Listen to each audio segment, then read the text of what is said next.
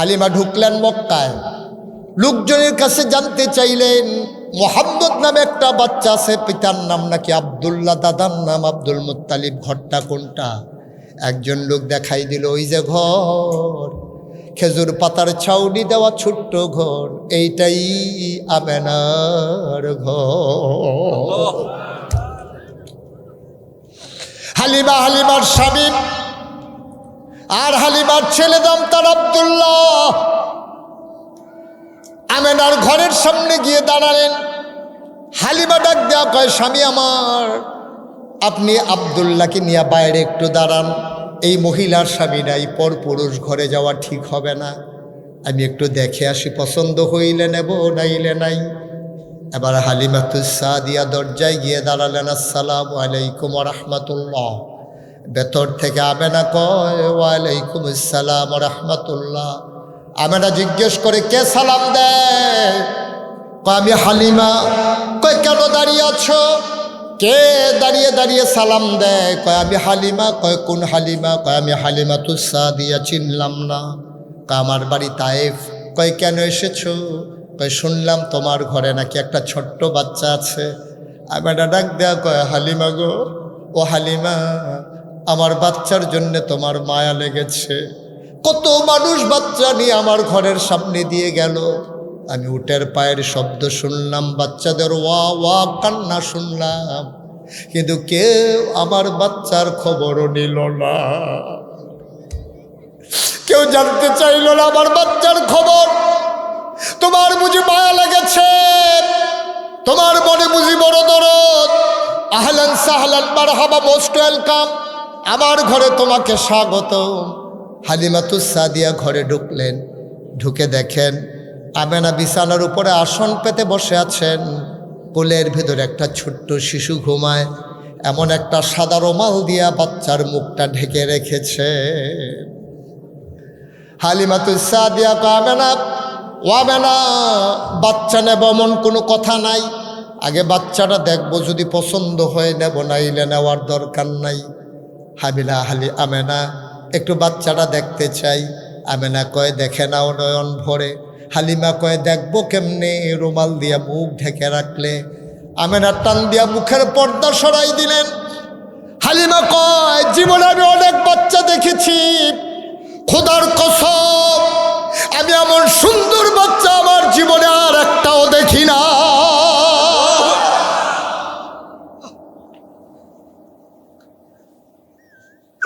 মানুষ এত সুন্দর হইতে পারে এটা আমার জানা ছিল না। বাচ্চারা চোখ বন্ধ করে ঘুমায়। আমি মনে মনে চিন্তা করতেছিলাম, আমি তো বাচ্চাটাকে দেখি, বাচ্চাটা তো আমাকে দেখে না। আমি মনে মনে চিন্তা করতেছিলাম, যদি বাচ্চাটা আমাকে এক নজর দেখতো।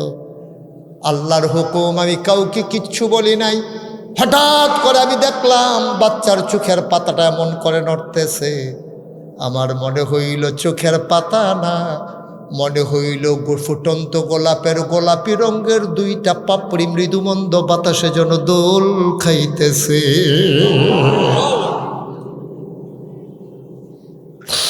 বাচ্চাটা আমার দিকে চোখ খুলে তাকাইল, আমিও তাকাইলাম, চার চোখের মিলন হয়ে গেল। বাচ্চা কি বুঝলো আমি জানি না, দুধের বাচ্চা। ও আমার দিকে তাকাইয়া আলতো করে ঠোঁটের কোনাটা বাঁকা করে একটা মুচকি হাসি দিল। আমার মনে হইল হাসিটার সাথে সাথে আমার কলিজাটা যেন দুইটা ভাগ হয়ে গেছে। আমি দৌড়ে ঘরের বাইরে গেলাম। আমি গিয়ে বললাম, স্বামী, ওরা যদি একটা টাকাও না দেয় আমি কিন্তু এই বাচ্চা ফেলে যাব না, এই বাচ্চা আমি নেবই নেব। হালিমার স্বামী কয়, মন চাইলে নিয়ে নাও। এবার হালিমা গিয়ে কয়, আমেনা, আমেনা, টাকা পয়সার কোনো হিসাব নাই, বাচ্চাটা দয়া করে কুলে দিয়ে দাও, এই বাচ্চা ছাড়া আমি বাঁচব না। আমেনা কুলে তুলে দিলেন। হালিমা কয়, আমি শুকনো একটা মহিলা ছিলাম, আমার বুকের ভিতরে এক ফোঁটা দুধ ছিল না। আমার বাচ্চা আব্দুল্লাহ তায়েফ থেকে মক্কায় আসতে বারবার আমার দুধের ভিতরে চুষণ মেরেছে, একটা ফোঁটা দুধ বের হয় নাই। কিন্তু খোদার কসম আমি যেই মাত্র মোহাম্মদকে কোলে নিলাম, আমি টের পাইলাম আমার শুকনা দুইটা বুক দুধে ভরপুর হয়ে গেছে।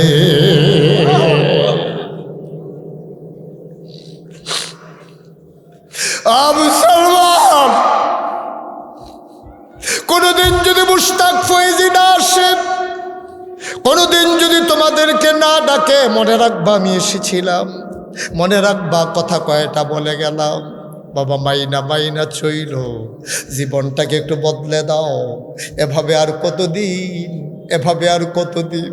তুমি একদিন থাকবা না রে আব্বা। তোমার আব্বা যেমন করেছিল এখন নাই, তোমার মা যেমন করেছিল এখন নাই, একদিন তুমিও থাকবা না। এটাই হচ্ছে বাস্তবতা। আসো সোনার একটা জীবন সাজাই, সোনালি একটা জীবন রাঙ্গাই, কনারের আলোকে নিজেকে আলোকিত করে জান্নাতের বাসিন্দা হয়ে যাই। রাজি আছি নাকি? ইনশাআল্লাহ।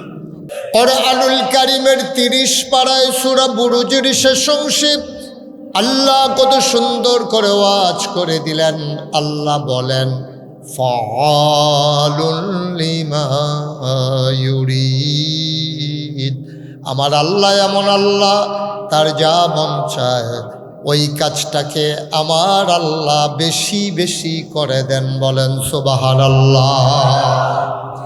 আল্লাহ দুনিয়ার মানুষের মতো না। দুনিয়ার মানুষ বলে একটা, করে আর একটা, ঠিক কিনা? অসুখে পড়লে একরকম, ভালো হয়ে গেলে আরেক রকম, বিপদে পড়লে একরকম, বিপদ দূর হয়ে গেলে আরেক রকম, নির্বাচনে দাঁড়াইলে একরকম, পাশ করার পরে আরেক রকম, ঠিক কিনা? এটা একটু বেশি ঠিক না? হ্যাঁ, বোঝা গেল, সাংঘাতিক ঠিক। এটা আওয়াজে বোঝা গেছে। আমার আল্লাহ রাব্বুল আলামিন তিনি যা বলেন তিনি তাই করে দেন। তিনি কখনো ওয়াদা খেলাফ করেন না। ওয়াদা খেলাফ করা আমার আল্লাহর জন্য শোভাও পায় না। তিনি নিজেই নিজের ব্যাপারে ওয়াজ করে দিলেন। আল্লাহ বলেন, ইন্নাকা লা তুখলিফুল মিআদ। আমার আল্লাহ এমন আল্লাহ, তিনি যা ওয়াদা করেন, ওয়াদার খেলাফ করা আমার আল্লাহর জন্য শোভা পায় না। বলেন সুবহানাল্লাহ। এই আল্লাহ আছেন নাকি নাই? ছিলেন নাকি ছিলেন না? থাকবেন নাকি থাকবেন না? আমার এই আল্লাহ কয়জন? জুড়ে কন, আর জুড়ে, মধুর সুরে সবাই মিলে মন প্রাণ উজাড় করে গলা ছেড়ে দিয়ে মধুমাখা কণ্ঠে আকাশ বাতাস প্রকম্পিত করে, আদম দিগির জমিন কাঁপিয়ে দিয়ে রাতের নিস্তব্ধতা ছিন্ন ভিন্ন করে। চলো ওই আল্লাহকে সবাই মিলে জানিয়ে দেই, মাওলা রাব্বে কারিম, তুমি লাম ইয়ালিদ ওয়ালাম ইউলাদ ওয়ালাম ইয়াকুল লাহু কুফুয়ান আহাদ। তিনি কারো থেকে জন্ম নেন নাই, তিনি কাউকে জন্ম দেন নাই। ও বন্ধু, দুনিয়ায় পীরের মতো পীর হয়, ইমামের মতো ইমাম হয়, নেতার মতো নেতা হয়, মন্ত্রী হয়, এমপির মতো এমপি হয়। আমার আল্লাহর কি মতো হয়? তিনি কারো মতো না। ওয়ালাম ইয়াকুল লাহু কুফুয়ান আহাদ। তার মতো নাই, তার লয় নাই, তার ক্ষয় নাই, তার শুরু নাই, তার শেষ নাই, তার আদি নাই, তার অন্ত নাই, তার দিগন্ত নাই, তার ডেস্ট্রয় নাই। তিনি ছিলেন, তিনি আছেন, তিনি থাকবেন, তিনি কয়জন? চলো সবাই মিলে দুই এক মর্তবা জানিয়ে দেই, লা ইলাহা, জোরে জোরে লা ইলাহা, আর জোরে লা ইলাহা, লা ইলাহা। আসমান জমিন গায়রুল্লাহ, পাহাড় পর্বত গায়রুল, শুধু তুমি মাবুদ এক আল্লাহ। লা ইলাহা, লা ইলাহা, লা মাবুদা ইল্লাল্লাহ, লা মাশুকা ইল্লাল্লাহ। লা মওজুদা ইল্লাল্লাহ, লা মাকসুদা ইল্লাল্লাহ, লা ইলাহা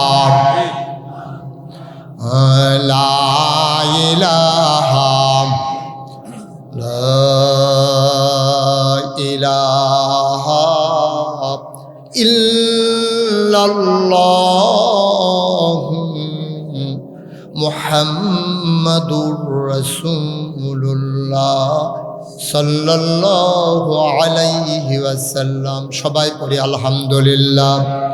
বন্ধুরা আমার, ভাইরা আমার, আমার আল্লাহ রাব্বুল আলামিন এই দুনিয়ার ভিতরে আমাকে, আপনাকে, আমাদের সবাইকে মানুষ করে বানানোর পর এমনে এমনে ছেড়ে দেন নাই। কোন পথে গেলে জান্নাত, কোন পথে গেলে জাহান্নাম, কোন পথে গেলে লাভ আর কোন পথে গেলে লোকসান, কোন পথে ভালো, কোন পথে বন্ধ, কোন পথে কল্যাণ, কোন পথে অকল্যাণ, কোন পথে শিরক বিদআত, কোন পথে তাওহীদ রিসালাত, কোন পথে কুফর আর কোন পথে ইসলাম জানানোর জন্যে আমার আল্লাহ যুগে যুগে নবী এবং রাসূল পাঠাইছেন। বলেন সুবহানাল্লাহ। নবীদের ক্রমধারায় যিনি সবার শেষ, যিনি সবার সেরা, যিনি আপনার আমার নবী, নবী মুহাম্মদুর রাসূলুল্লাহ।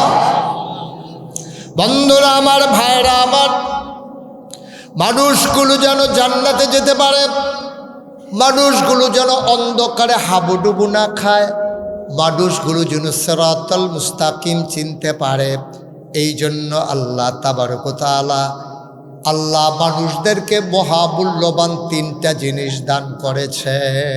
কয়টা? একটু কথা বলতে হবে। কয়টা? তিনটা।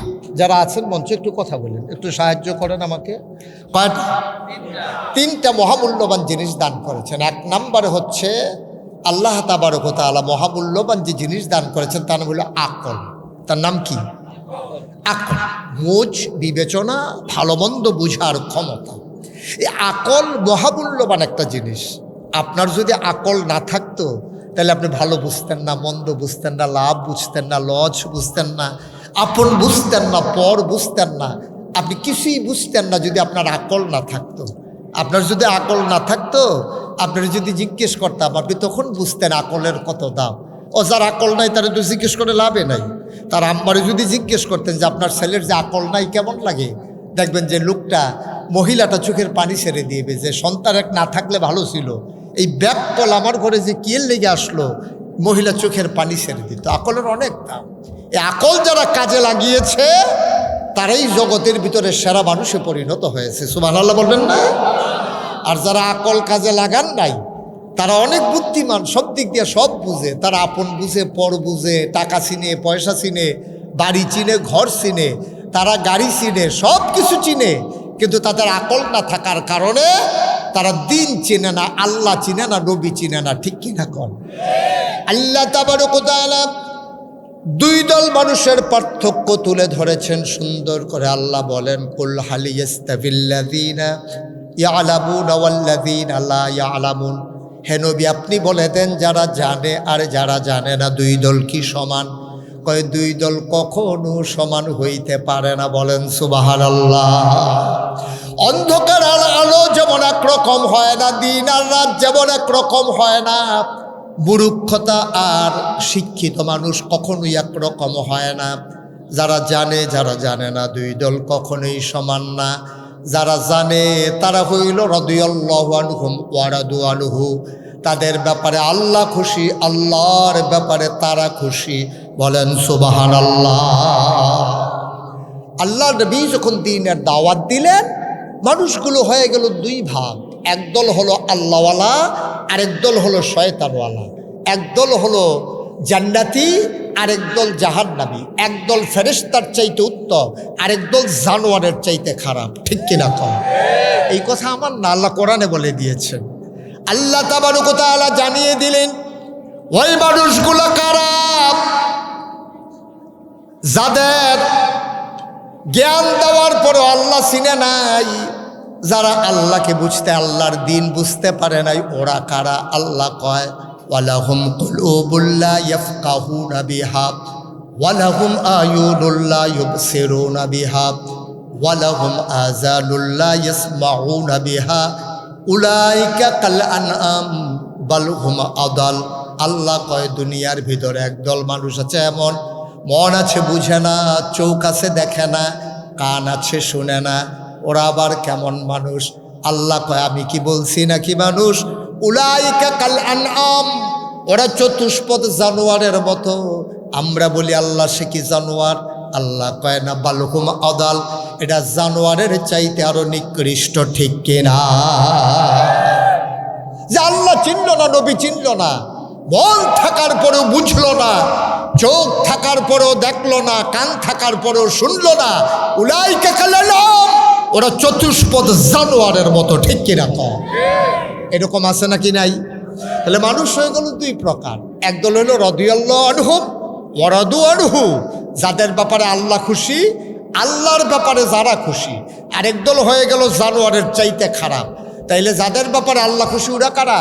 আবু বকর, ওমর, উসমান, আলী, তালহা, জুবায়ের, আব্দুর রহমান ইবনে আউফ, সাদ ইবনে রাবিয়া, আব্দুল্লাহ ইবনে আব্বাস, আব্দুল্লাহ ইবনে মাসউদ। ওই মানুষগুলো হলো যাদের ব্যাপারে আল্লাহ খুশি, আল্লাহর ব্যাপারেও তারা খুশি। সুবহানাল্লাহ বলবেন না? তাহলে আরেক দল হলো জানোয়ারের চাইতে ওরা খারাপ। জানোয়ারের চাইতে খারাপ যারা, ওরা কারা? ওরা হলো আবু জেহেল, আবুল আহাব, উতবা, সাইবা, মুগীরা। ওরা হলো জানোয়ারের চাইতে নিকৃষ্ট। আল্লাহ জানিয়ে দিয়েছেন ১,৫০০ বছর আগে। তাইলে ১,৫০০ বছর আগে, ১,৫০০ বছর আগে আবু বকর ছিল একদিকে, উমর, উসমান, আলী, তালহা ছিল একদিকে। ওরা কি জাহান্নামী না জান্নাতি? কথা বলে, ওরা কি জাহান্নামী না জান্নাতি? ওরা কি শয়তানওয়ালা না আল্লাহওয়ালা? আপনি এটা একটু ফিক্সড করে দেন, এদিকে ফিক্সড করে দিয়ে আপনি বসে পড়ুন। আপনি পুরা মাহফিল ঘুরাইতে আছে, এই লোকজনও ঘুরতে আছে, আর হাত পাও লাড়তে আছে সবাই। হ্যাঁ হ্যাঁ, আপনি এটা ফিক্সড করে দিয়ে বসে পড়ুন। হ্যাঁ, ফিক্সড করে দিয়ে আপনি বসেন। সবাই পড়েন আমিন, জুড়ে পড়েন, আরো জুড়ে। তাইলে তৎকালীন জমানায়, খুব খেয়াল করেন, তৎকালীন জমানায় নবী যখন দ্বীনের দাওয়াত দিলেন, মানুষ হইল কয় ভাগ? কথা কয় না? আস্তাগফিরুল্লাহ, লা হাওলা ওয়ালা কুওয়াতা ইল্লা বিল্লাহ। মানুষ হইল কয় ভাগ? দুই ভাগ। একদল হলো আল্লাহওয়ালা, আরেক দল হলো শয়তানওয়ালা। একদল হলো জান্নাতি, আরেক দল হলো জাহান্নামী।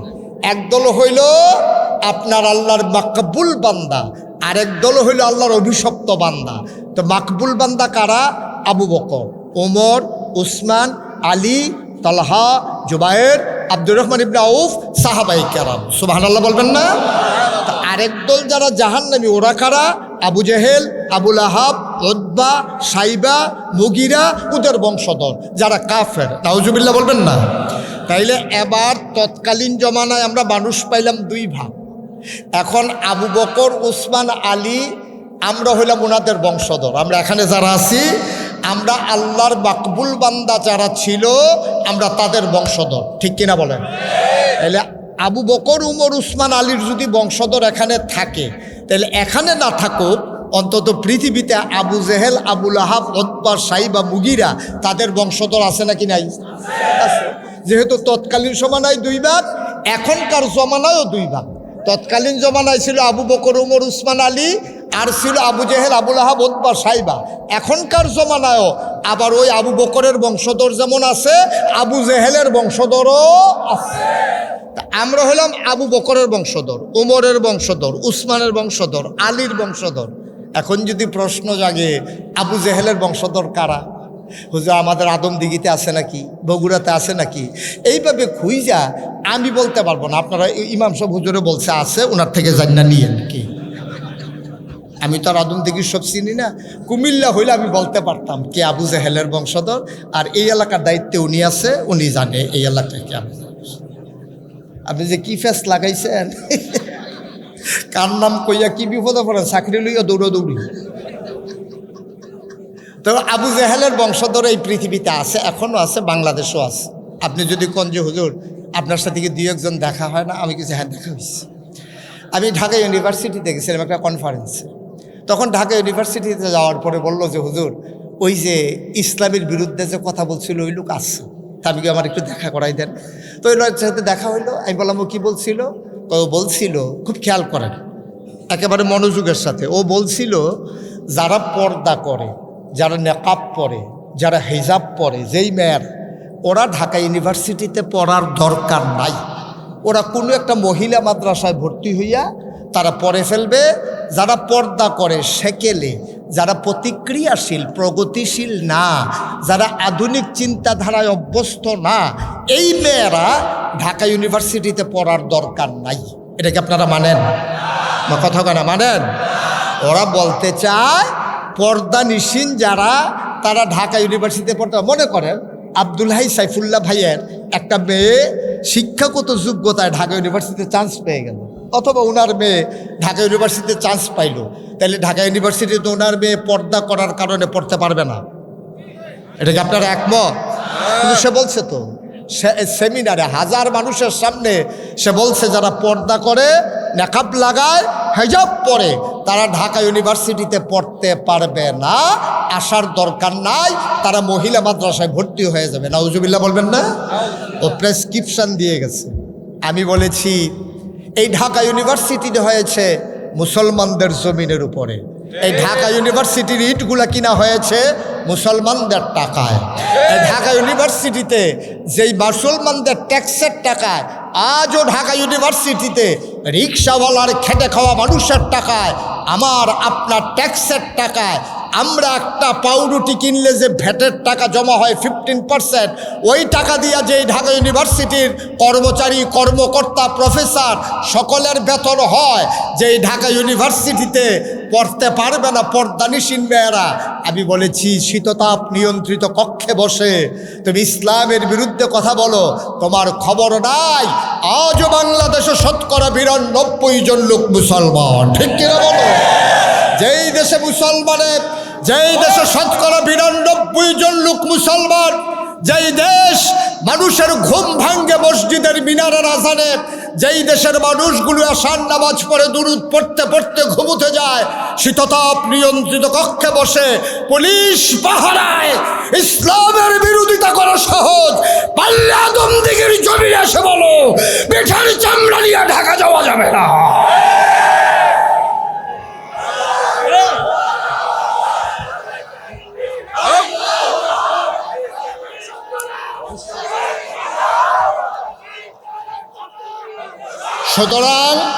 সুতরাং বোঝা গেল এই জমানায়ও আল্লাহওয়ালাও আছে, শয়তানওয়ালাও আছে। আছে নাকি নাই?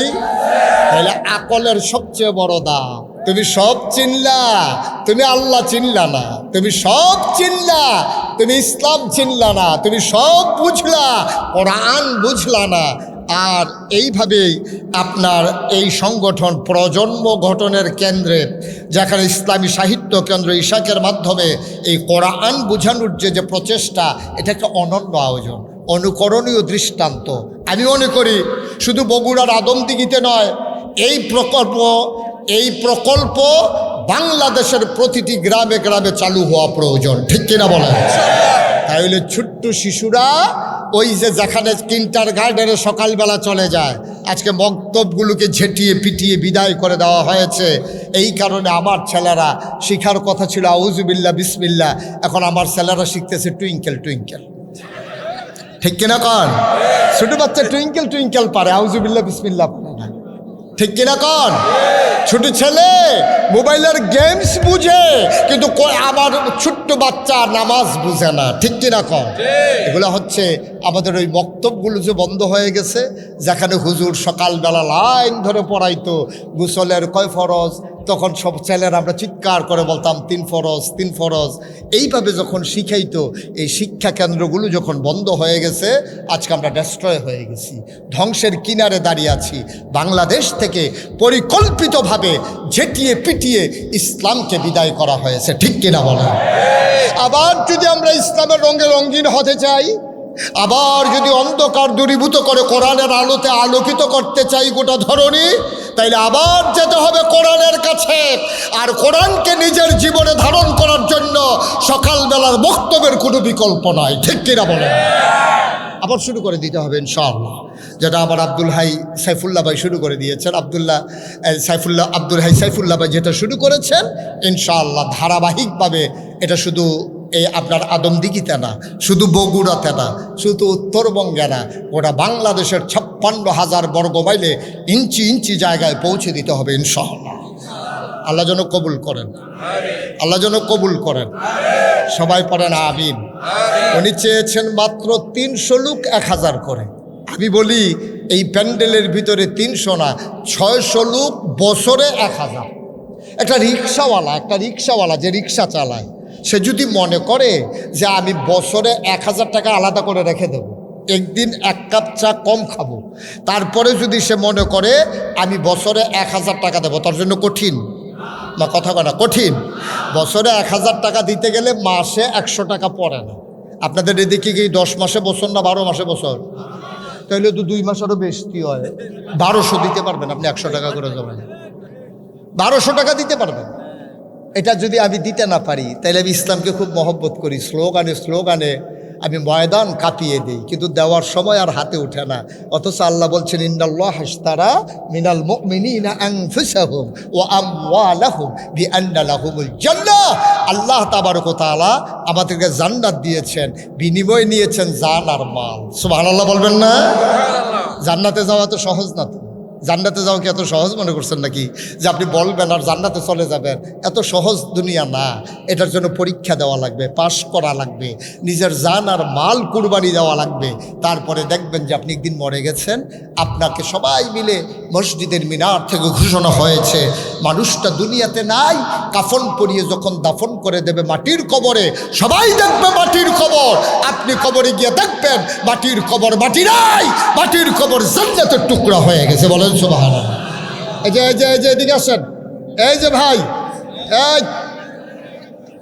এদিকে আসেন, এদিকে হ্যাঁ, এদিকে যেখান থেকে উঠে গেছেন এখানে আসেন। যেটা মাফ করে দেওয়া হলো যেহেতু বৈশাখ গেছে। আপনার কাছে কি অন্য মাহফিলের মতো মনে হয়? আমি সেই কুমিল্লা থেকে আসছি, আর আপনার বাড়ি কাছে বললে আপনি যাইবেন আইবেন, হাফ এন আওয়ার দিবেন, কি কারবার? নড়াচড়ার কোনো সুযোগ নাই, চিন্তাও করবেন না নড়াচড়া। আল্লাহ যেন কবুল করে। সবাই পড়ে আমিন। আমি লম্বা সময় আপনাদেরকে আটকে রাখবো না, যতক্ষণ আপনাদের ধৈর্য কুলায় ততক্ষণ ইনশাল্লাহ আলোচনা। ওয়ামা তাওফিকি ইল্লা। তো আল্লাহ তাবারক ওয়া তাআলা আল্লাহকে চেনার জন্য, নবীকে চিনার জন্য, ইসলাম বুঝার জন্য মহামূল্যবান কয়টা জিনিস দিছে? এই তো দেখছেন, ইমাম সাহেব যদিও চুপ করে ছিল, এমন এক কথা কইছে পুরা মাহফিল কাইত। কয়টা জিনিস দিছে? আরে কথা কইতে পারেন না, ঘুমাই গেছেন আপনি? কয়টা? 1 নম্বরে আকল। আকলের দাম কম না বেশি? এটা মানুষ বোকা, সে হাঁস মাইরা ফালায় পিটাইয়া, গাছের আম ছিঁড়া ফালায়, সে মানুষকে পিটাইলেও কাছে সে পাগল, কিছু কইও না। পাগলের জন্য আল্লাহ কলমও ধরেন না। পাগলের কোনো হিসাব নাই, বুঝ বিচার নাই, তার কাছে কেউ মেয়ে বিয়ে দেবে না, বাপ মা তার নিয়ে অতিষ্ঠ। এই পাগলের কোনো দাম নাই, দাম হইল আকলমন্দ মানুষ যারা, তাদের। সুবহানাল্লাহ বলবেন না? আকলের যে কত দাম এটা আপনি বুঝেন নাই। আমার বাসা হচ্ছে কুমিল্লা শহরে, খুব খেয়াল করে শুনেন, আমার বাসা কুমিল্লা শহরে। আপনারা আমার ওয়াজ ইউটিউবে কে কে শুনেন একটু হাত উঠেন তো দেখি। ও বাবার, আমি সারা দেখি সবাই শুনে, হাত নামা। তাহলে বুঝে গেল আপনারা সব আমার কথা বুঝেন না, নাকি অনুবাদ করা লাগে আবার? কথা বুঝেন তো না? আমার ঢাকা কুমিল্লা শহরে আমার বাসা। আকলের কত দাম দেখেন। তা আমার বাসা কুমিল্লা শহরে, আমার বাসার পাশে যে মসজিদ, আমি যখন কুমিল্লাতে থাকি ওই মসজিদে আমি নামাজ পড়ি। তা আমার ওই মসজিদের সামনে কিছু ভিক্ষুক বসা থাকে, পার্মানেন্ট ভিক্ষুক দেখবেন মসজিদ, শহরের মসজিদগুলোতে আছে। এটা আবার জায়গা পার্মানেন্ট করা, এর জায়গায় আবার অন্য কেউ বসতে পারেন, এটা অনেক জায়গায় মারামারিও হয়েছে। তো এই ভিক্ষুক যখন বসে রয়েছে, তা একটা ভিক্ষুকের সাথে আবার খুব খাতির, তার বিপদ আপদে, সমস্যায়, চিকিৎসায় আমাকে যখন জানায়, আমি চেষ্টা করি কিছু কিছু দেওয়ার জন্য। তো এই ভিক্ষুক, আমার এক বন্ধু একদিন আমাকে ফোন দিয়া বলে যে দোস্ত, আমি তোমার সাথে একটু জরুরি কথা আছে, আমি কুমিল্লা আসতে চাই, কোথায় দেখা করব? তাই বললাম যে ওই যেই মসজিদে আমি নামাজ পড়ি ওইখানে তুমি আয়সা জুহরের নামাজ পড়ো, আমিও পড়বো, 2 বন্ধুর কথা হবে ইনশাআল্লাহ। তো এই কথা বইলা যখন আমি এই মসজিদে গেছি, নামাজ শেষ হয়েছে, বন্ধুর সাথে কথা বলতে বলতে আমি মসজিদের সামনে দিয়ে বের হয়ে গেছি, ওই ভিক্ষুকের কথা আমার আর মনে নাই। আমি ভিক্ষুককে এটা এটা এখন তো মাহফিল সেটা বন্ধ করে দেন। হ্যাঁ আমিন কর, এখন ফাঁস লাগুক, এখন তো সোটানের সময়, অসুবিধা নেই। বলেন আলহামদুলিল্লাহ। আপনার মনোযোগের সাথে শুনতেছেন কথা, গভীর মনে। তো ভিক্ষুক, আমি তো মসজিদে গেলে কিছু না কিছু ওরে দেই, কিন্তু আজকে যে বন্ধুর সাথে কথা বলতে বলতে বেরিয়ে গেছি, ভিক্ষুকের কথা আমার আর মনে নেই। তো ভিক্ষুকদের কিন্তু জ্ঞান খুব তীক্ষ্ণ। আমি যে বের হয়ে যাইতেছি, আমার কথা শুনছে, ওরে যখন পার হয়ে গেছি, ও আমারে ডাক দিয়া বলতেছে, হুজুর চলে যাইতেছেন? আমি আরে না, আইতে আসছি। আমি আবার ফিরা গিয়া আমার বন্ধুকে বললাম, এই যে ভিক্ষুকটা চোখে দেখে না, কিন্তু তার আকল সাংঘাতিক। কারণ সে তো চোখেই দেখে না, তার আবার কিসের আকল, আমি এখনই টের পাইবে। আমি পকেট থেকে একটা 10 টাকার নোট বের করে ভিক্ষুকের হাতে দিয়া বললাম, আজকে মনটা খুব ভালো, এই জন্য তোমার 100 টাকার নোট দিলাম। দিছি কত? কথা কথা দেখি কয় টাকা? আমার কথা বুঝেন না আপনারা? দিছি 10, বলছি কত? 100। যখন ভিক্ষুকরে এই কথা বলছি, ভিক্ষুক টাকাটা হাতে নিয়া আস্তে করে কি জানি ধইরা আমার দিকে তাকাইয়া কইতে আছে, শয়তানি করেন? কি শয়তানি? কয় 10 টিকা। আমার চোখে পানি চলে আসছে। আমি আমার বন্ধুকে ডেকে বললাম, এই মানুষটা চোখে দেখে না, তার বিবাহিত জীবনে তার স্ত্রীকে সে দেখলে চিনে না, কথা শুনলে বুঝে এটা তার স্ত্রী। তার সন্তান চিনে না, যেই সন্তান সে জন্ম দিয়েছে, আব্বা বলে ডাক না দিলে সন্তানকে চিনে না, তার স্ত্রী চিনে না, সন্তান চিনে না। সুন্দর পৃথিবী একটা নজর সে দেখতে পারে নাই, কিন্তু আল্লাহ কত বড় আকল তাকে দিয়েছে। টাকার কোনাটায় ধরে বলে দিতে পারে 10 টাকা না 100 টাকা। বলেন সুবহানাল্লাহ। আকলের কত দাম! আকল কত দাম আকলের! সে দুইটাই বুঝে ফেলছে, এটা 10 টাকা না 100 টাকা। সুবহানাল্লাহ বলবেন না? এই আকল আল্লাহ মুমিন মুসলমানদেরকে দান করেছেন, কাফেরদেরকেও দিয়েছেন। যারা আকলটাকে দ্বীনের পথে কাজে লাগাইছে, আল্লাহ বলছেন ওরা হলো বুদ্ধিমান। আর যারা কাজে লাগায় নাই, উলাইকা কাল আনাম বাল হুম আদাল, ওরা জানোয়ার, ওরা জানোয়ারের চাইতে আরো নিকৃষ্ট। ঠিক কিনা কম? তাহলে আমরা কি বোকা না বুদ্ধিমান? আমরা দিন চিনেছি, আমাদের হয়তো টাকা নাই, আমরা সফলতা, আমরা বুদ্ধিমান, আমরা আল্লাহওয়ালা, আমরা জান্নাতের ওয়ারিস। সুবহানাল্লাহ বলবেন না? শুধু আমরা অনেক দামি মানুষ। এখানে যারা আছেন, আপনি হয়তো রিক্সা চালাইতে পারেন, আপনি হয়তো ঠেলা গাড়ি চালাইতে পারেন, আপনি কুলি মজুর হইতে পারেন, আপনার ঘরে হয়তো অনেক দামি ফার্নিচার নাই, আপনার বাড়িতে হয়তো একটা বিল্ডিং নাই, কিন্তু আপনি আল্লাহ চিনে ফেলেছেন, আপনার ঈমান আছে, আপনি সবচেয়ে দামি মানুষ পৃথিবীতে। ঠিক কিনা কম? আল্লাহ কোরআনুল কারীমে 18 পারায় প্রথম সূরা সূরা মুমিনুন, আল্লাহ বলছেন কাদ আফলাহাল মুমিনুন, মুমিন যারা তারাই সফল কাম। এখানে টাকাওয়ালার কথা বলা হয় নাই, বাড়িওয়ালার কথা বলা হয় নাই, গাড়িওয়ালার কথা বলা হয় নাই, অধিক সন্তান যার তার কথা বলা হয় নাই। আল্লাহ বলছেন সফল কাম ওরা যারা ঈমানওয়ালা। বলেন সুবহানাল্লাহ। ঈমানের বড় দাম। আমরা যারা ঈমানদার, আমাদের জন্য হচ্ছে যে সফল কাম আমরা যারা ঈমানদার। আল্লাহ বলছেন কোন ঈমানদার? আল্লাযীনা হুম ফি সালাতিহিম খাশিউন, ওই ঈমানদার যে নামাজের ভিতরে ভীত সন্ত্রস্ত, ভয়ে কম্পমান। আজকে আমি বেনামাজির জন্য ওয়াজ করব না, বেরোজগারের জন্য ওয়াজ করব না। আজকে আমি ওয়াজ করতে যাই যারা কষ্ট করে নামাজ পড়ে, যারা কষ্ট করে দীর্ঘ 1 মাস রোজা রেখেছে, তাদের জন্য ওয়াজ। কারণ যার ইমানে নাই, নামাজে নাই, রোজাই নাই, তার জন্য ওয়াজের কোনো দরকার নাই, কারণ সে এমনিই বরবাদ হয়ে গেছে। ঠিক কিনা? আমাদের নামাজগুলো যেন বাদ হয়ে না যায়, আমাদের রোজাগুলো যেন বাদ হয়ে না যায়। যেভাবে আল্লাহ রসুল বলেছিলেন, মান সামা রমাদানান ঈমানান ওয়া ইহতিসাবান গফিরা লাহু মা তাকাদ্দামা মিন যামবিহি, রমজানের রোজাগুলা রাখলে যে যার জীবনের সমস্ত গোনাগুলা মাফ হয়ে যাবে। আমি রোজা রাখলাম অথচ গোনা মাফ হইল না, তাহলে আমার মতো পোড়া কপাল আর নাই। ঠিক কিনা কম? আমি দিনেও খাইতে পারলাম না, দোকানের ভিতরে ব্যানার টাঙ্গাইয়া, আবার আমার ফায়দাও পাইলাম না, আমি জান্নাতেও যাইতে পারলাম না। তো একদিক দিয়ে আমি দুনিয়াতে কষ্ট করলাম, কবরে গিয়ে দেখলাম জান্নাত নাই, তো এই কষ্টের লাভ কি? আমি নামাজ পড়লাম অথচ নামাজটা আল্লাহ পর্যন্ত পৌঁছলো না, তাইলে আমার কি লাভ হবে?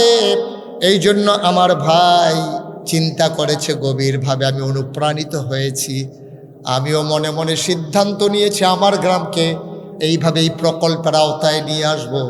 যেমন করে আমার ভাই সাইফুল্লাহ মসজিদে মসজিদে কোরআনের ওই বক্তব্যগুলো চালু করে দিয়েছে।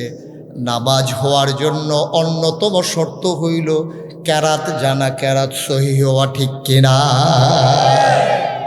আপনি কেরাতে তো নাই, মক্তবে তো নাই, তাহলে আপনি পড়বেন কেমন? বলছিলাম না আমার ছেলেরা টুইঙ্কেল টুইঙ্কেল শিখে আউজুবিল্লাহ বিসমিল্লাহ পড়া, পড়া কপাল, মুসলমানের পড়া কপাল।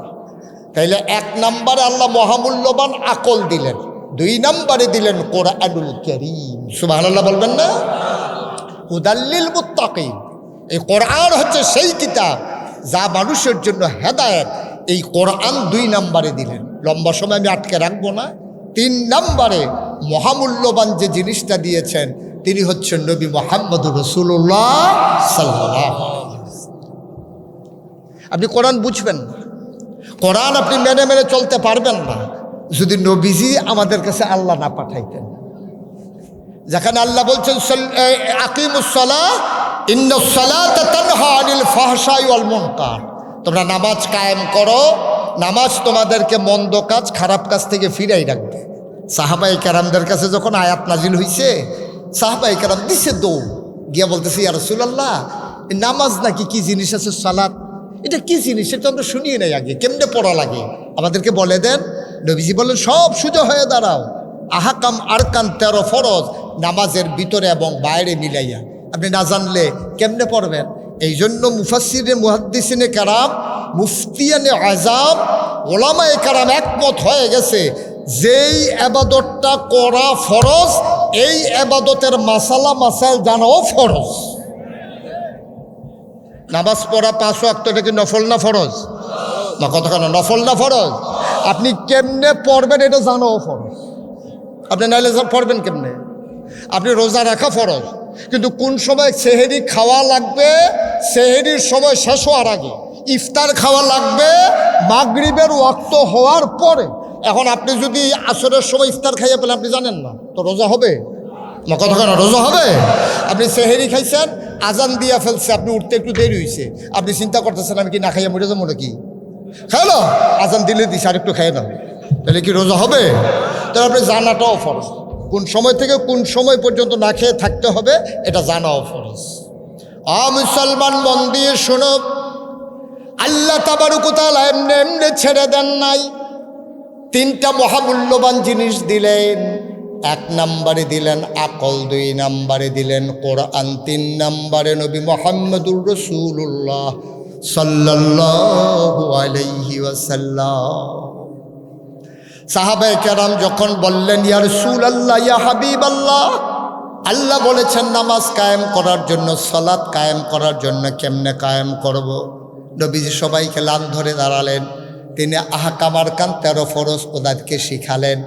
পাক হওয়া, শরীর পাক হওয়া, জায়গা পাক হওয়া, স্থান পাক হওয়া, কাপড় পাক হওয়া, অজু আবার আপনার ফরজ অজু অথবা গোসল থাকলে আদায় করে নেওয়া, পাক হওয়া, এইভাবে সবগুলা জায়গা ক্যাবলামুখী হয়ে দাঁড়ানো, সোজা হয়ে দাঁড়াইয়া নামাজ পড়া, এইভাবে যখন বুঝালেন সাহাবায়ে কেরাম দাঁড়ালেন।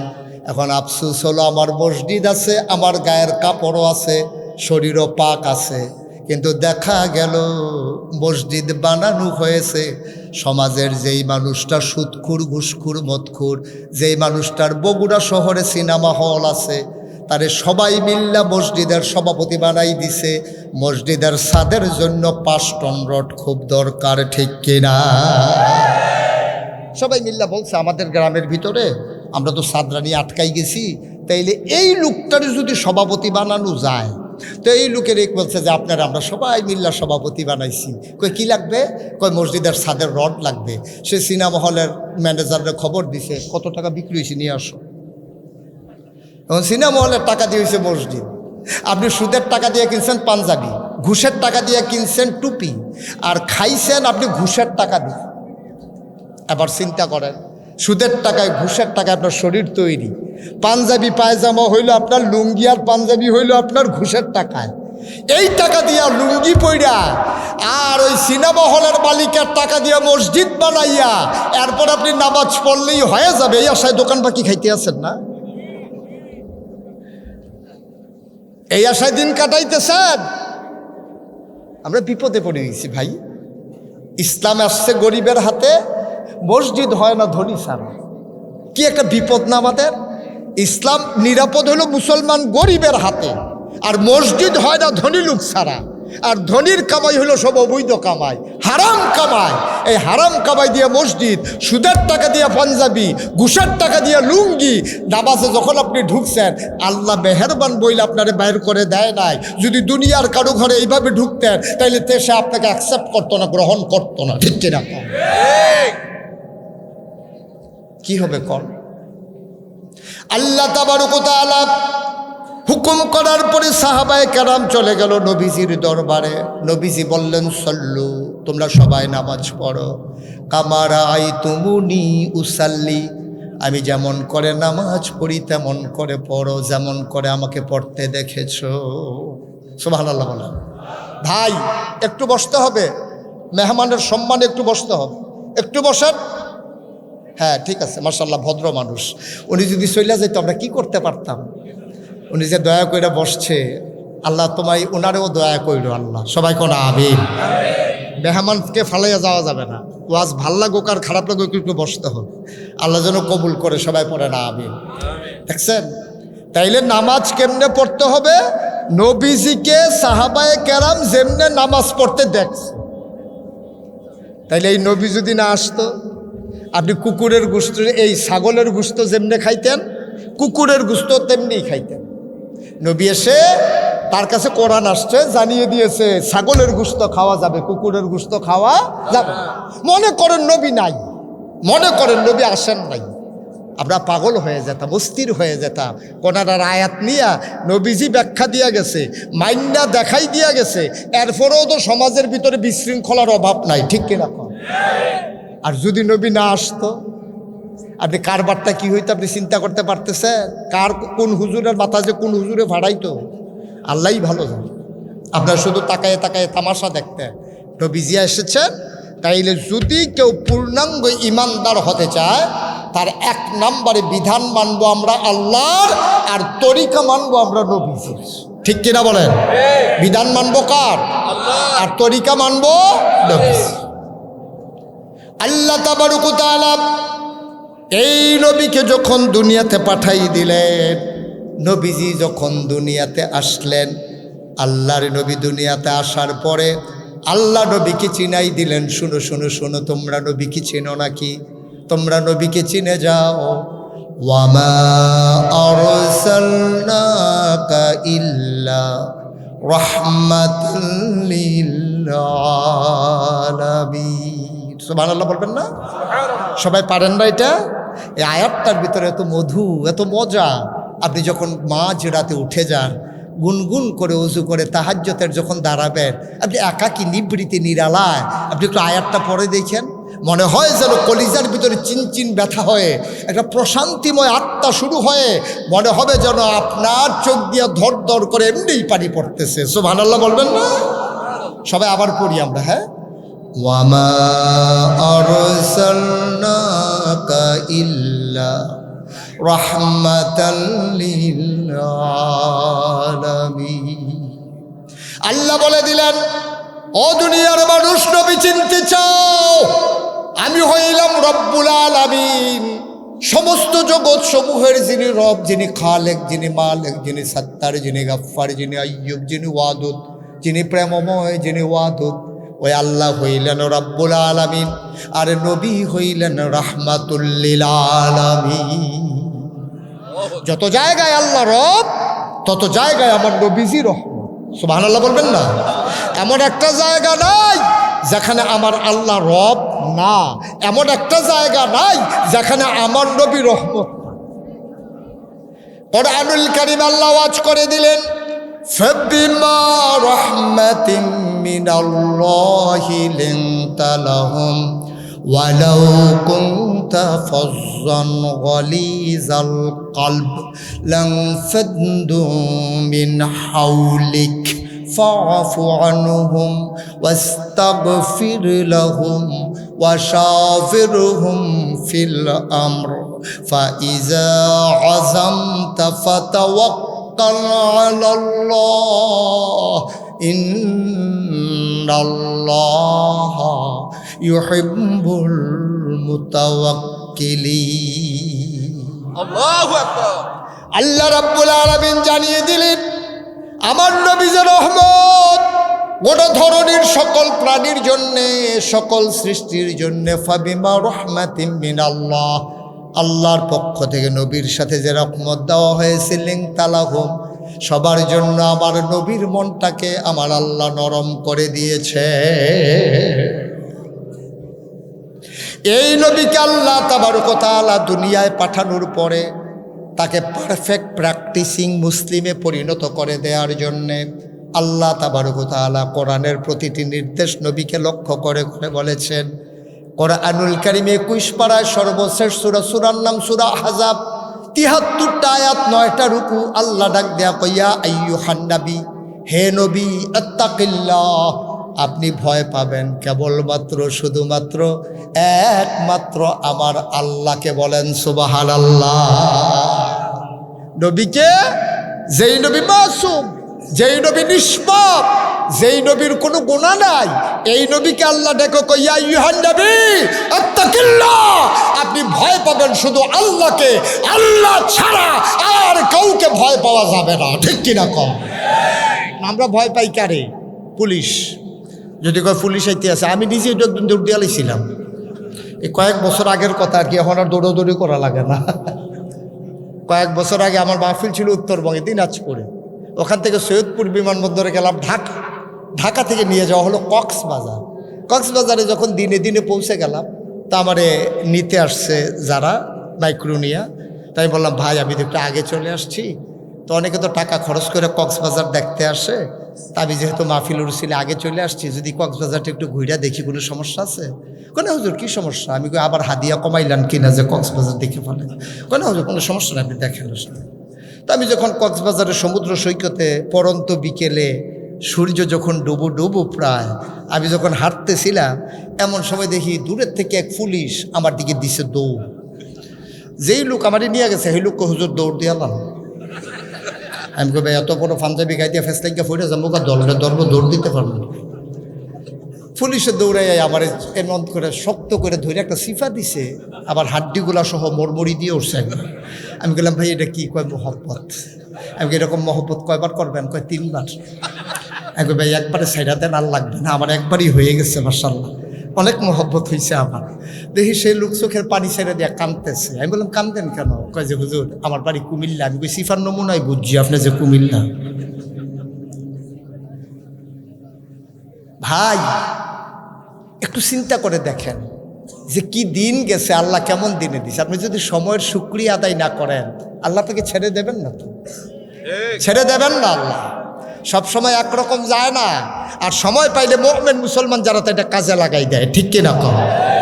এটাই কাজে লাগাইতে হবে, আর নাইলে আপনি আটকে যাবেন কিয়ামতের ময়দানে। সময় সব সময় একরকম যায় না। যেই কথাটা বলতেছিলাম, আল্লাহ তাবারক ওয়া তাআলা নবীকে পাঠালেন রহমত করে। নবী কি? আমার কথা বলে নবী কি? আর আল্লাহ হইল রাব্বুল আলামিন, আর নবী হইলেন রাহমাতুল লিল আলামিন। সুবহানাল্লাহ বলবেন না? কি রহমত তিনি বলছেন? লিনতালাহুম, আপনার মনটাকে সবার জন্য নরম করে বানানো হয়েছে। আপনি কখনোই মানুষের মায়া অন্তর থেকে দূরীভূত হয় না। এই তিনি হইলেন রাহমাতুল লিল আলামিন। সুবহানাল্লাহ বলবেন না? এ আল্লাহর নবী মুহাম্মদুর রাসূলুল্লাহ সাল্লাল্লাহু আলাইহি ওয়াসাল্লামকে আল্লাহ ডেকে কয় তাকিল্লাহ, আপনি ভয় পাবেন শুধু আল্লাহরে। বগুড়ার মানুষ, আদমদিঘির মানুষ, আমরা ভয় পাই না তাকে। আমরা ভয় পাই গ্রামের সর্দারকে, মোড়লকে, আমরা ভয় পাই পুলিশ, র্যাব, গোয়েন্দাকে। কিন্তু প্রকৃত ইমানদার যারা, তারা ভয় পায় কেবলমাত্র আল্লাহকে। ঠিক কিনা? ইমানদার যারা আল্লাহ ছাড়া কারো ভয় তাদের অন্তরে জায়গা হয় না, এটাই ইমানদারের লক্ষণ।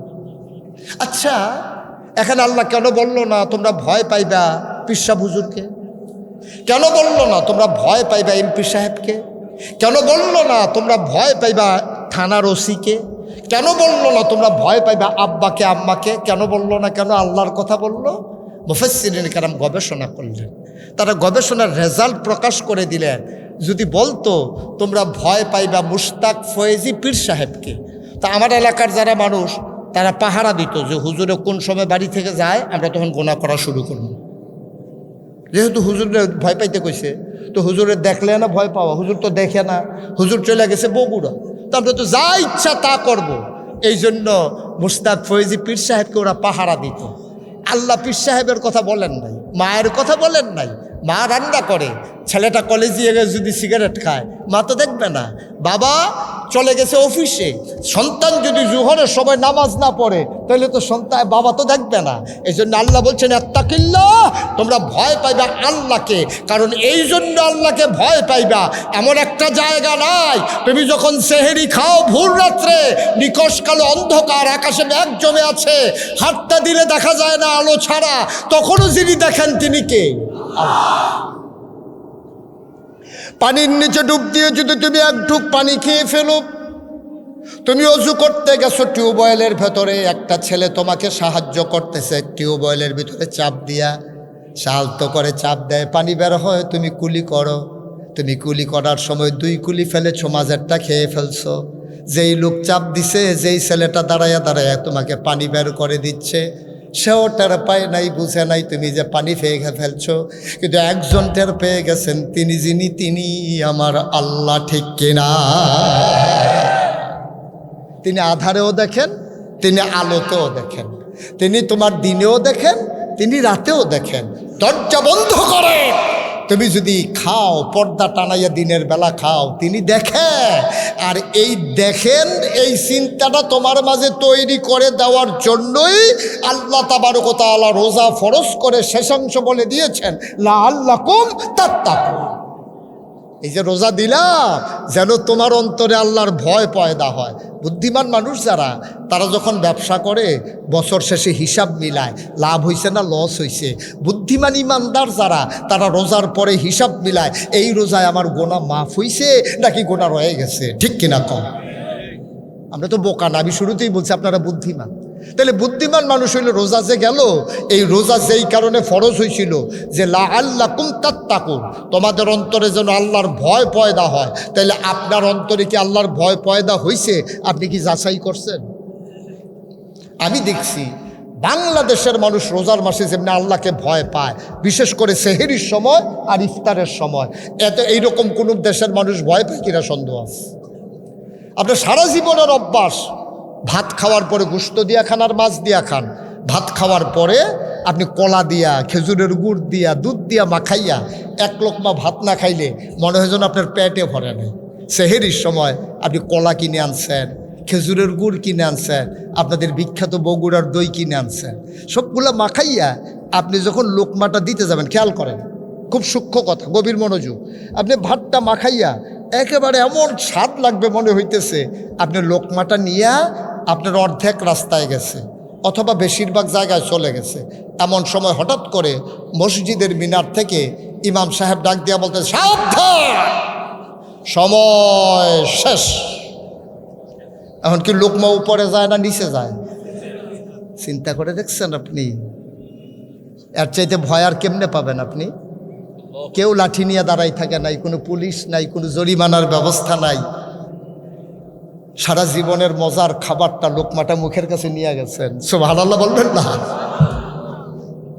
আপনি ঠিক ঠিক সেহরির সময় আপনি ভয় পাইছেন বইলা লোকমা মুখে নেওয়ার পরেও যখন ইমাম বলে দিয়েছে সাবধান, আর খাওয়া যাবে না, আপনি আস্তে করে লোকমাটা নিচে নামাই ফেলছেন।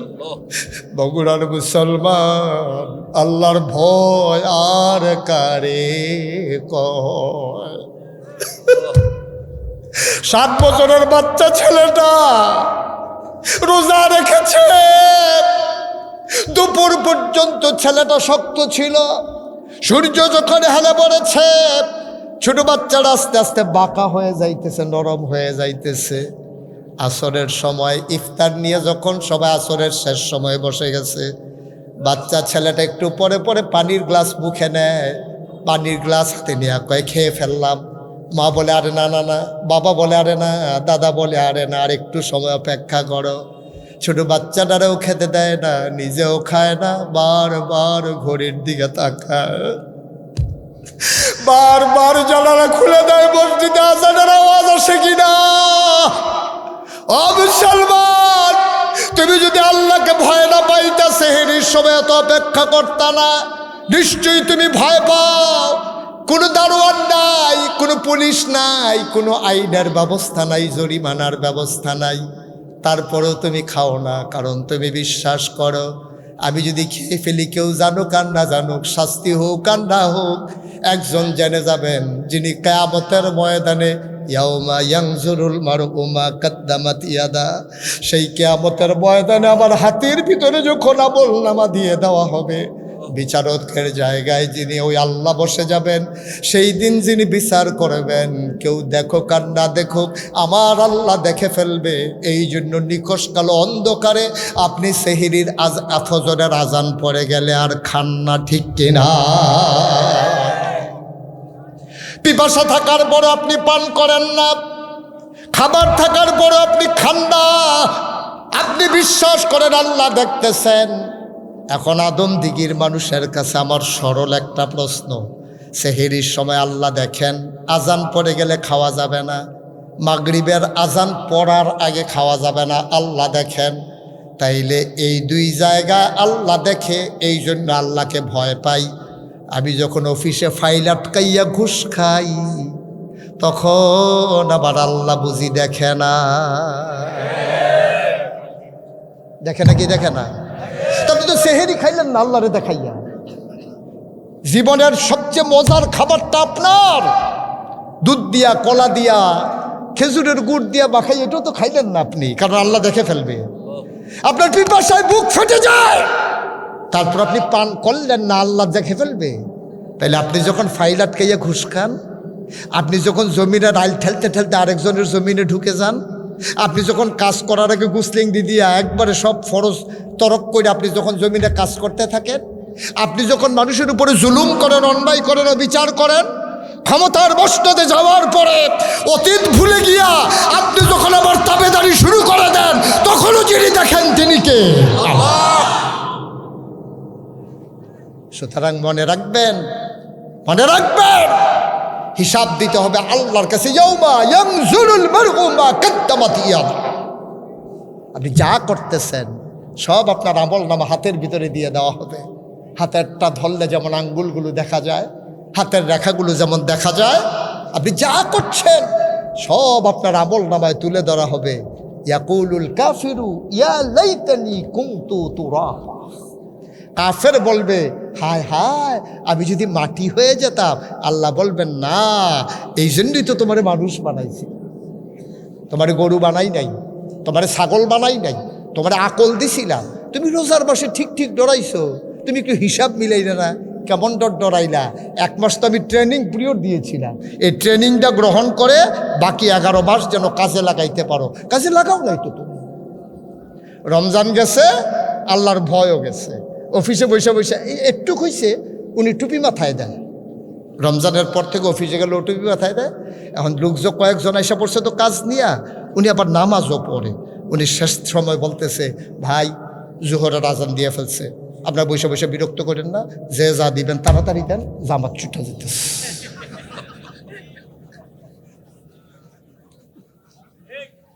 মানে সুদ খাওয়ার একটা, ঘুষ খাওয়ার একটা স্টাইল আছে। আল্লাহরে ডরায় তো নামাজ ছুটে যাইতেছে, কিন্তু ঘুষ দেখায় এটা বুঝে আল্লাহ দেখে না। দেখে না কি দেখে না? এই জন্য আমার নবী হচ্ছেন আমার জন্য আদর্শ, মডেল, ওই সুওয়াতুন হাসানা। তিনি শিখাই দিয়ে গেছেন কেমনে কোন জায়গায় করবা, কি করবা। আরে জন্মের পরেই তো তিনি রেকর্ড করে ফেলছেন। মাত্র নবীর জন্ম হয়েছে, কষ্ট হচ্ছে আপনাদের? ছেড়ে দেওয়া দরকার। আমি যখন চিন্তা করি শেষ করে কুমিল্লা যাওয়া লাগবে, কি এর কষ্ট, কি এর মাফি। ঠিক আছে, চলবেই তো, চলতেই তো আছে। না চলতেছে তো, আপনি না বললেও তো চলতে আছে। উনি বললা চালাইতে আছে, বাইক গিয়া কইব ওয়াজ থাইমা গেছিল, আমি কইয়া চালাইছি। হ্যাঁ, ওনার ওয়াইফের কাছে গিয়া উনি কইব যে চিনছো না তো আমারে, ওয়াজ থাইমা গেছিল, চালাইছি। একটু যেই কথাটা বলতেছে, নবীর জন্ম হয়েছে, খুব খেয়াল করে, নবীর জন্ম হয়েছে ওই জমানায় মায়েরা বাচ্চাদেরকে বুকের দুধ খাওয়াইতেন না। বংশাবলী মানুষ যারা, তারা বুকের দুধ মায়েরা বাচ্চাদেরকে খাওয়াইতেন না। তো খাওয়াইতো কারা? তায়েফ ছিল মক্কার পার্শ্ববর্তী একটা শহর। এই তায়েফ থেকে একদল মহিলা আসতো, মক্কায় বাচ্চা নিয়ে তাদেরকে দুধ খাওয়াইয়া আবার 2 বছর 2.5 বছর পরে টাকার বিনিময়ে দেওয়া যেত। নবী যে বছর জন্মগ্রহণ করেছেন, তায়েফ থেকে একদল মহিলা রওনা করেছে। মনে করেন বগুড়া থেকে রওনা করেছে, আসবে আদমদিঘি। এই গ্রামের নাম কি? চাটখৈর। আদমদিঘি থেকে আসবে এই বগুড়া থেকে আসবে চাটখৈর, আদমদিঘি যাওয়া লাগবে না। এখন তায়েফ থেকে রওনা দিছে একদল মহিলা, ওরা আসবে তায়েফ, এই মক্কায়। কথা খেয়াল করেন, রওনা দিছে কোত্থেকে? কথা কন, কোত্থেকে আসবে? কই, কোথায় আসবে? মক্কা। রওনা দিছে। পরে কিছু দূর আসার পরে দেখেছে পিছনে একজন নাই। এক মহিলা বলতেছে, এই সবাই থামো, আমার সাথে একজন ছিল, সে নাই। কই কে নাই? আমার সাথেই ছিল। আরে নাম ক? হালিমা। সুবহানাল্লাহ বলবেন না? হালিমা আমার সাথে ছিল, পেছনে পড়ে গেছে। ওর উটটা খুব দুর্বল, স্বামী সন্তান নিয়ে রওনা করেছে, পেছনে পড়ে গেছে। তাই নাকি? কাহা সবাই একটু দাঁড়াই। ওরা মুড়ে দাঁড়ালো, অনেকক্ষণ অপেক্ষা করলো, দেখে যে আসে না। সূর্য অস্তমিত প্রায়। ওরা মনে করলো আবার তো ফিরে যাওয়া লাগবে।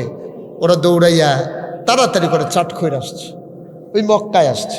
আইসা ধনী ধনী বাচ্চাগুলা, যাদের টাকা আছে, বাপ জাপানে থাকে, আমেরিকাতে থাকে, ব্যবসা করে, বাপ টাকার মালিক, বাড়ির মালিক, ওই সব বাচ্চাগুলোর সবাই খুঁজে খুঁজে নিয়ে গেছে। ফিরতি রওনা দেওয়ার পরে রাস্তায় গিয়ে দেখে ওরা সবাই যাইতেছে, হালিমা আসতেছে। ওরা কথা কেন, ওরা আর হালিমা আসতেছে, ক্রস করছে রাস্তা। সবার কুলের ভিতরে ওয়া ওয়া করে বাচ্চা কান্দে। হালিমা কয়, এই তোমরা সবাই বাচ্চা নিয়ে চলে আসছো, তোমার জন্য বৈশা থাকবো? প্রত্যেকে একটা মেত্রা মার্কা উঠ লইয়া গেছে, বেড়ে এটা পিছনে পড়ে গেছে, আমরা তাড়াতাড়ি করে নিয়ে আসছি। আর বাচ্চা নাই? চাটখৈরে মক্কায় কি আর বাচ্চা নাই? সুবহানাল্লাহ বলবেন না? সবাই মিলে একটা বাচ্চা আছে। আমরা জেনেছি বাচ্চা আছে কয়টা? একটা। গরিব, বাপ নাই। বাচ্চার নাম কি? বাচ্চার নাম শুনেছি মোহাম্মদ সাল্লাল্লাহু। হালিমার স্বামী বললেন, হালিমা চলো যাই, একটাই বাচ্চা আছে, নসিব হয়তো এটাই আমার আল্লাহ রেখেছেন, চলো যাই। হালিমা বাস্তববাদী মহিলা ছিল। হালিমা কয়, অভাবী মানুষ, বাচ্চার বিনিময়ে যদি কয়টা টাকা না পাই তাইলে বাচ্চা নেব কেন? হালিমা কয়, বাচ্চা আনবো না। হালিমার স্বামী বুঝাইয়া বললেন, চলো যাই, পছন্দ হইলে নেব, নাইলে নাই, কাছাকাছি চলে এসেছি, এখন আর ফেরত যাওয়ার দরকার নাই। হালিমা ঢুকলেন মক্কায়। লোকজনের কাছে জানতে চাইলেন, মোহাম্মদ নামে একটা বাচ্চা আছে, পিতার নাম নাকি আব্দুল্লাহ, দাদার নাম আব্দুল মুত্তালিব, ঘরটা কোনটা? একজন লোক দেখাই দিল, ওই যে ঘর, খেজুর পাতার ছাউনি দেওয়া ছোট্ট ঘর, এইটাই আমেনার ঘর। হালিমা, হালিমার স্বামী আর হালিমার ছেলে দাম তার আব্দুল্লাহ আমেনার ঘরের সামনে গিয়ে দাঁড়ালেন। হালিমা ডাক দেওয়া কয়, স্বামী আমার, আপনি আব্দুল্লাহকে নিয়ে বাইরে একটু দাঁড়ান। এই মহিলার স্বামী নাই, পর পুরুষ ঘরে যাওয়া ঠিক হবে না, আমি একটু দেখে আসি, পছন্দ হইলে নেব, নাইলে নাই। এবার হালিমাতুস সাদিয়া দরজায় গিয়ে দাঁড়ালেন। আসসালামু আলাইকুম ওয়া রাহমাতুল্লাহ। ভেতর থেকে আমেনা কয়, ওয়ালাইকুম আসসালাম ওয়া রাহমাতুল্লাহ। আমেনা জিজ্ঞেস করে, কে সালাম দেয়? কয়, আমি হালিমা। কয়, কেন দাঁড়িয়ে আছো? কে দাঁড়িয়ে দাঁড়িয়ে সালাম দেয়? কয়, আমি হালিমা। কয়, কোন হালিমা? কয়, আমি হালিমাতুস সাদিয়া, চিনলাম না। কয়, আমার বাড়ি তায়েফ। কয়, কেন এসেছো? কয়, শুনলাম তোমার ঘরে নাকি একটা ছোট্ট বাচ্চা আছে। আমেনা ডাক দেয়া কয়, হালিমা গো, ও হালিমা, আমার বাচ্চার জন্য তোমার মায়া লেগেছে। কত মানুষ বাচ্চা নিয়ে আমার ঘরের সামনে দিয়ে গেল, আমি উটের পায়ের শব্দ শুনলাম, বাচ্চাদের ওয়া ওয়া কান্না শুনলাম, কিন্তু কেউ আমার বাচ্চার খবরও নিল না। কেউ জানতে চাইল না আমার বাচ্চার খবর। তোমার বুঝি মায়া লেগেছে, তোমার মনে বুঝি বড় দরদ। আহলান সাহলান মারহাবা, মোস্ট ওয়েলকাম, আমার ঘরে তোমাকে স্বাগত। হালিমাতুস সাদিয়া ঘরে ঢুকলেন, ঢুকে দেখেন আমেনা বিছানার উপরে আসন পেতে বসে আছেন, কোলের ভেতরে একটা ছোট্ট শিশু ঘুমায়, এমন একটা সাদা রুমাল দিয়া বাচ্চার মুখটা ঢেকে রেখেছে।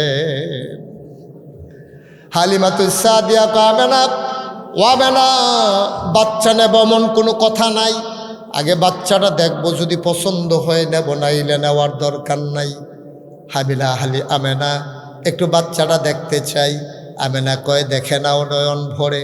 হালিমা কয় দেখবো কেমনে, রুমাল দিয়া মুখ ঢেকে রাখলে। আমেনা টান দিয়া মুখের পর্দা সরাই দিলেন। হালিমা কয় জীবনে আমি অনেক বাচ্চা দেখেছি, খোদার কসম আমি এমন সুন্দর বাচ্চা আমার জীবনে আর একটাও দেখি না।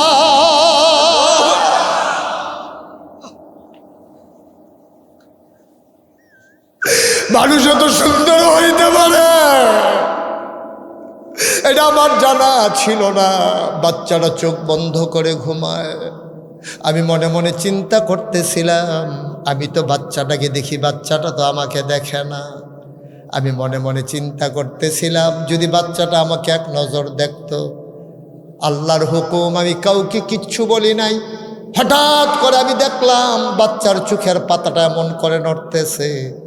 আমার মনে হইল চোখের পাতা না, মনে হইল ফুটন্ত গোলাপের গোলাপি রঙের দুইটা পাপড়ি মৃদুমন্দ বাতাসে যেন দোল খাইতেছে।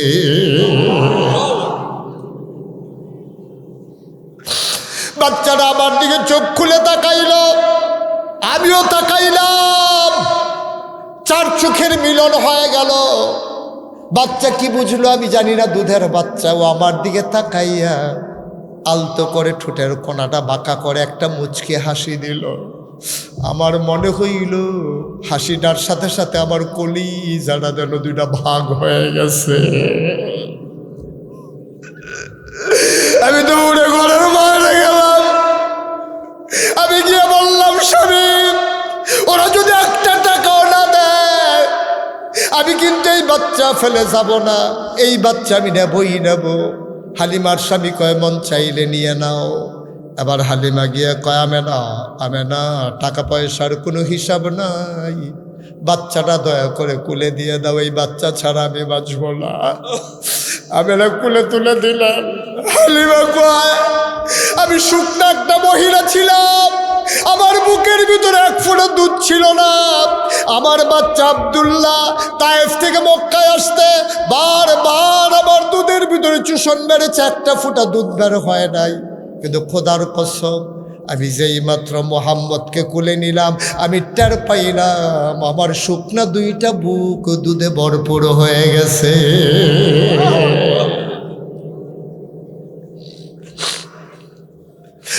মুসলমান, কোনদিন যদি মুশতাক ফয়েজি না আসে, কোনদিন যদি তোমাদেরকে না ডাকে, মনে রাখবা আমি এসেছিলাম, মনে রাখবা কথা কয়টা বলে গেলাম। বাবা মাইনা মাইনা চইল, জীবনটাকে একটু বদলে দাও। এভাবে আর কতদিন, এভাবে আর কতদিন? তুমি একদিন থাকবা না রে আব্বা। তোমার আব্বা যেমন করেছিল এখন নাই, তোমার মা যেমন করেছিল এখন নাই, একদিন তুমিও থাকবা না, এটাই হচ্ছে বাস্তবতা। আসো সোনার একটা জীবন সাজাই, সোনালি একটা জীবন রাঙ্গাই, কনারের আলোকে নিজেকে আলোকিত করে জান্নাতের বাসিন্দা হয়ে যাই। রাজি আছি নাকি? ইনশাআল্লাহ। রব্বানা যালামনা আনফুসানা ওয়া ইল্লাম তাগফির লানা ওয়া তারহামনা লানাকুনান্না মিনাল খাসিরিন। রব্বানা আতিনা ফিদ দুনিয়া হাসানাতাও ওয়া ফিল আখিরাতি হাসানা ওয়া কিনা আযাবান নার। আয় আল্লাহ তাআলা, তোমার কুদরতি পায়ে ধরে ভিক্ষা চাই। 2 দিন ব্যাপী তাফসিরুল কোরআন মাহফিলের সমাপনী দিবসে প্রান্ত সীমায় আকাশে যখন মেঘের ঘন ঘটা, বারবার বৃষ্টি ধাওয়া করে, মানুষগুলো তারপরেও পালিয়ে যায় না মাওলা। তোমার কোরআনের মহব্বতে মানুষগুলো বসে গেল, দ্বীনের কথা শুনলো।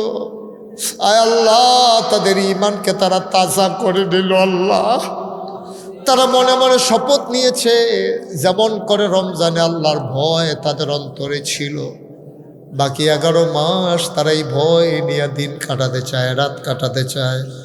জীবনের প্রতিটি মুহূর্ত তারা ভয় নিয়ে চলতে চায়। মাওলা রাব্বে কারীম, আমরা যারা হাত বাড়াইলাম, আমাদের জীবনের গুনাহগুলো তুমি মাফ করে দাও। এই জীবনে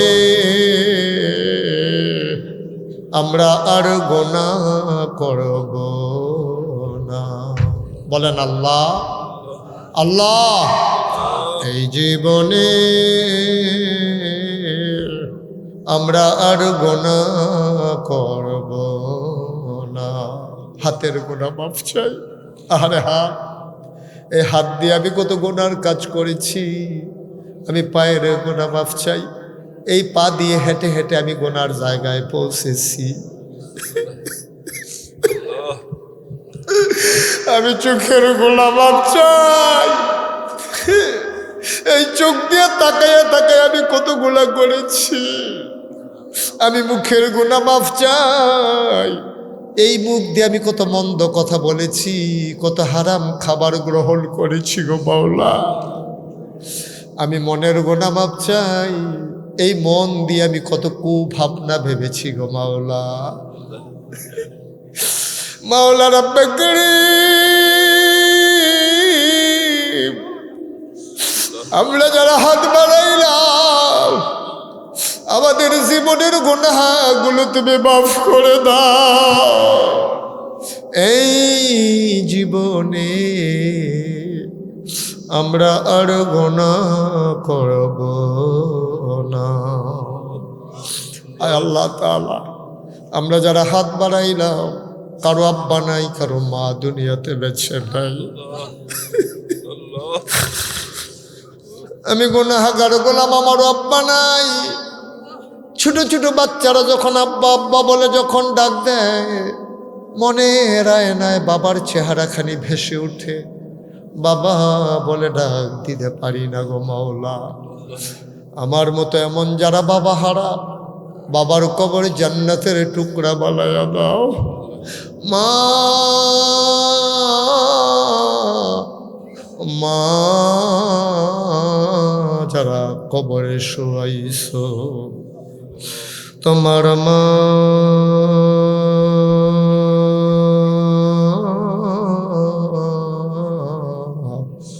কবরে শুয়া শুয়া কান্দে রে। তোমার ওই চোখ নাই, তুমি মায়ের চোখের পানি দেখো না। তোমার মা কবরে শুয়া শুয়া তোমারে ডাকে রে। তোমার ওই কান্নাই তুমি মায়ের ডাক শোনো না। ওই মা যারা অন্ধকার কবরে শুয়াইছ, ঘরের ভিতরে গিয়া দেখো সব আছে, মা নাই, মনে হয় যেন ঘরে কিচ্ছু নাই। মাওলা রাব্বে কারীম, মায়ের কবরে বাবার কবরে তুমি মাওলা আর আযাব দিও না।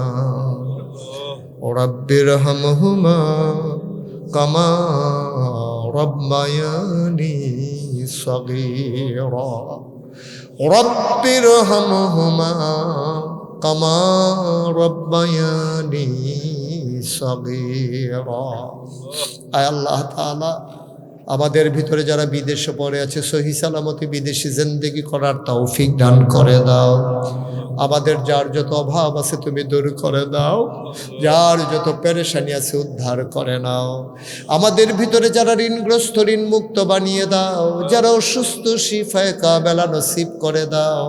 আমার ভাই আব্দুল হাই সাইফুল্লাহ হাসপাতাল বলেছে 3 দিন থাকা লাগবে, ডাক্তার বলেছে হাসপাতালে থাকতে হবে 3 দিন। আমার ভাই কৌশল করে নিজের শরীর উপরে জুলুম করে ভাই দৌড়ে দৌড়ে হাজির হয়ে গেছে, মাহফিল করা লাগবে।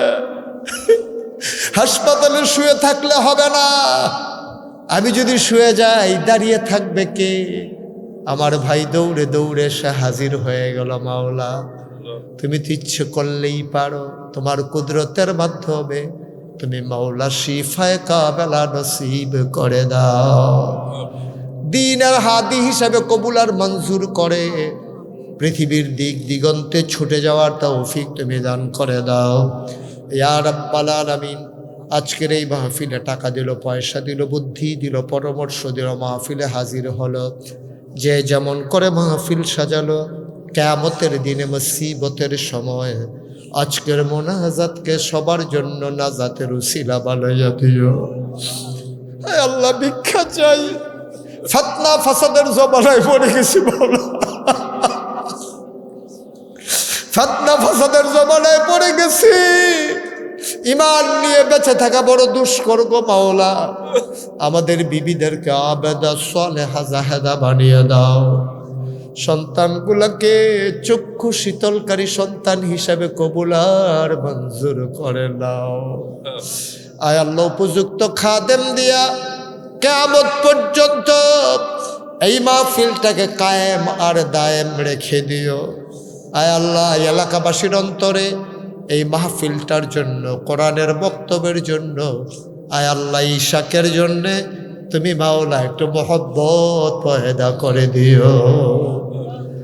যে ইমামদেরকে আমরা সম্মানিত করলাম, ইমামদেরকে সমাজের নেতৃত্ব দেওয়ার তৌফিক তুমি দান করে দাও। মানুষের অন্তরে তাদের জন্য একটু ভালোবাসা তুমি পয়দা করে দাও। রব্বানা ফাগফির লানা যুনুবানা ওয়া কাফির আন্না সাইয়্যাতিনা ওয়া তাওয়াফফানা মা'আল আবরার। আমিন ইয়া রাব্বাল আলামিন। আল্লাহুম্মা আনসুরনা লিআন্নাকা খায়রুন নাসিরিন। আল্লাহুম্মা আরহামনা লিআন্নাকা খায়রুর রাহিমিন। اللهم اغفر لنا لأنك خير الغافرين. اللهم افتح لنا لأنك خير الفاتحين. آمين آمين آمين يا رب العالمين. আমার মায়েরা বোনেরা, আয় আল্লাহ বৃষ্টি স্নাত রাতে দৌড়ে দৌড়ে যার যেখানে জায়গা পায় বসে গেছে গো মাওলা। কান খাড়া করে দিনের কথাগুলো শুনলো।